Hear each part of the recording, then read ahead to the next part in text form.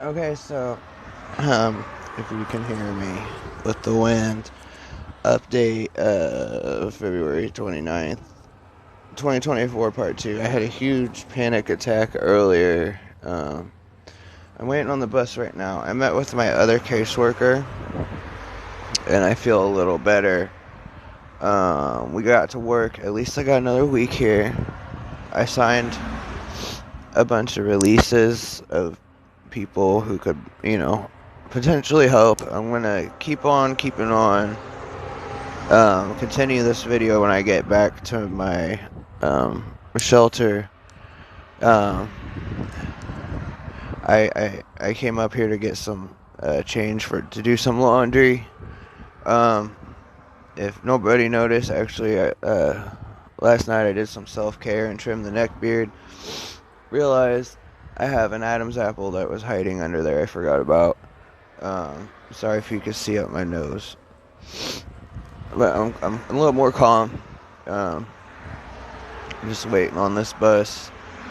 I took a warm shower yesterday and tried to feel good. And I'm gonna do laundry, try to feel good. Self-care things that you can't do in the woods feel good. And yeah, I got one more week here, um, which is good. And I'm getting a tent, which is good. And I'll update more when I get back.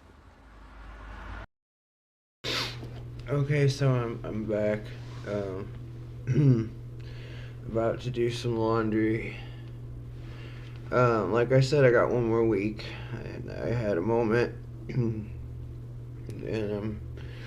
it's okay not to be okay, and the reality of my situation can be really stressful, and I panicked for a moment. I allowed myself to feel, and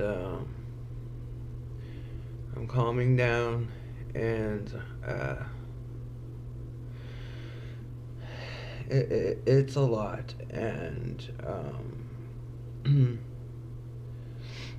you know, I want this world, this place to be a better place for my daughter, and I want to be able to make it through this and give her a good life, but there's other people out there like me, like us, good people that that uh are suffering, and there's very little funding. It really is class warfare. I can't tell you how many people I've met that are unable to empathize because they spent their whole life, things handed down to them, born rich, and you know and then poverty. You're born into poverty, and I really feel like class warfare is a thing. And for those not in America, don't come here. It's awful. Even if you get paid to come here, at the end of it, you're probably gonna end up in the woods or under a bridge or you know a body bag like the rest of us out here. And it's so unbelievably bad right now, and especially in the state I'm in. And I do get scared I'm not gonna make it, and I will fight to the bitter end, and hopefully it's not a bitter end. Hopefully it's a happy ending, and I'm trying my hardest,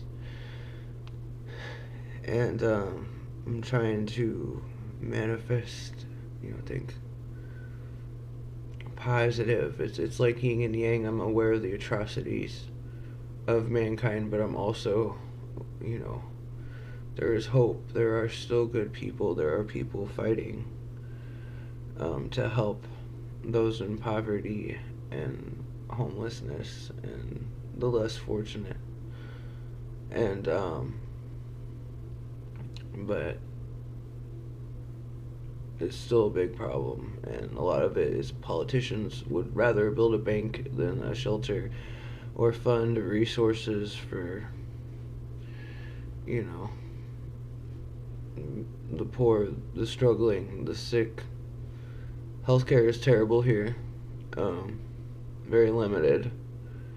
Uh, my insurance has even fought against my own health and has blocked opportunities like nursing home opportunities even, and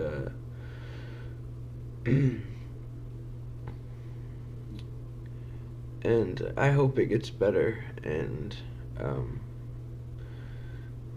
I, you know, I have to prioritize my daughter and myself to get through this, but also if I could do anything to help, just advocate, like, this channel is my outlet. It is,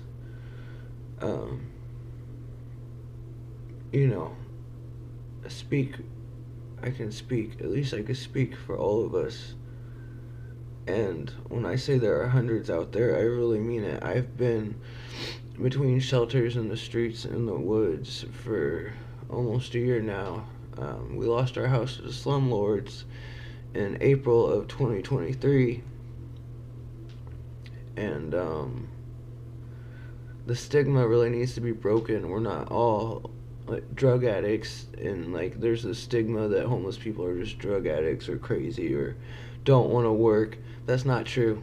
I know entire families who work who still can't afford rent and are on the streets. There are people who are good people who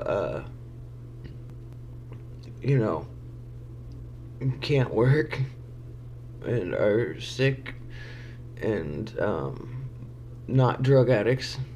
Most of the people I've met on the streets aren't that stereotype or stigma, but that's something that needs to be gotten rid of, because I feel like a lot of people don't want to help because of that stigma. And people on the streets that do turn to drugs and alcohol, for example, it's because it feels helpless and they're trying to numb the pain. And I've met more good people on the streets than I've met, doing, I guess, better off in society. And that stigma needs to be broken. It needs to be done with. And also there really needs to be more funding for programs and food pantries and shelters, and I guess vote for better politicians that want to help build shelters rather than banks, if there are any. I'm not Democrat or Republican or anything. I think they're all bad. They're more for putting money in their pockets. Where are all these taxes going?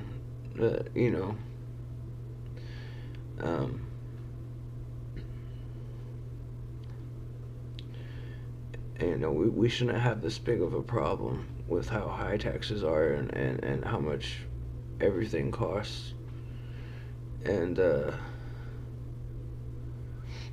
believe in God, not government, the people, not the government. What was that quote? Was it? I can't recall. Was it the French Revolution or something? But that quote, Google whoever said it, because I can't remember. But it goes something like when the poor run out of food to eat, will eat the rich. Something like that.